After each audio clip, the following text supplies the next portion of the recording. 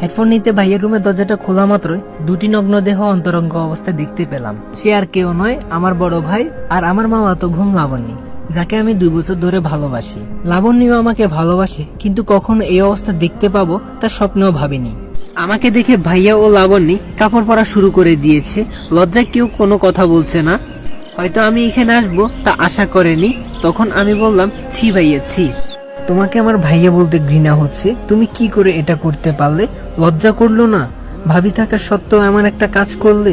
লাবণ্যী, তোমাকেও বা কি বলবো, ঘৃণা হচ্ছে নিজেকে নিয়ে, ছি। দুজনে মাথা নিচু করে রেখেছে। এমন সময় লাবণ্যী বলে উঠলো, সাজিদ প্লিজ কাউকে বলো না, প্লিজ তোমার পায়ে পড়ি। সাজিদ তখন বলে উঠলো, ছি, তোমার নোংরা মুখে আমার নাম কখনো উচ্চারণ করবে না। তারপর কান্না করতে করতে চলে আসলাম নিজের রুমে। নিজের চোখকে বিশ্বাস করতে পারছি না, লাবণ্যী কেন এমন করলো। আমি ওর সাথে শারীরিক সম্পর্ক করতে চাইলাম না বলে ও আমার ভাইয়ের সাথে এমনটা করবে। সারা রাত কান্না করে কাটিয়ে দিলাম। বাসার কাউকে বা কিভাবে এই কথা বলবো, কি করে যে ভাবির সংসারটা ভেঙে যাবে। ভাবি তো এখন বাপের বাড়ি আছে। সব ভেবে ডিসিশন নিলাম বাসা থেকে দূরে কোথাও চলে যাব। তাই জমানো মাটির ব্যাংকটা ভাঙলাম।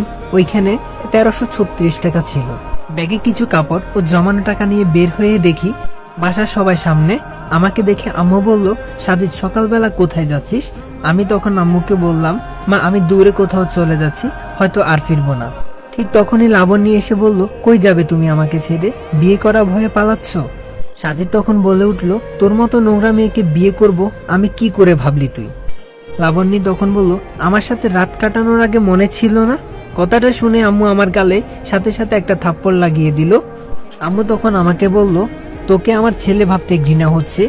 এদিকে ভাইয়া এসে আমাকে ইচ্ছা মতো লাঠি দিয়ে ফেটানো শুরু করলো। এমন সময় ভাবি ওদের বাসা থেকে চলে আসছে। আমায় এমন মারতে দেখে এগিয়ে আসলো ভাইয়াকে আটকাতে।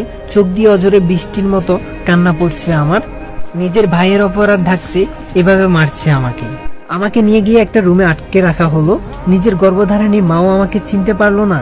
1 বছর আগে ভাইয়া যখন অ্যাক্সিডেন্ট করেছিল, যখন রক্তের প্রয়োজন ছিল, তখন আমি তো 2 ব্যাগ রক্ত দিয়েছিলাম।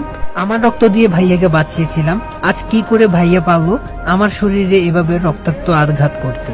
এসব ভেবে 2 চোখে যেন অশ্রু বাঁধা মানছে না। লাবণ্যের সাথে আমার প্রেম আছে, এটা বাসার সবাই জানে। ঠিক তখনই আম্মু এসে আমাকে বলল,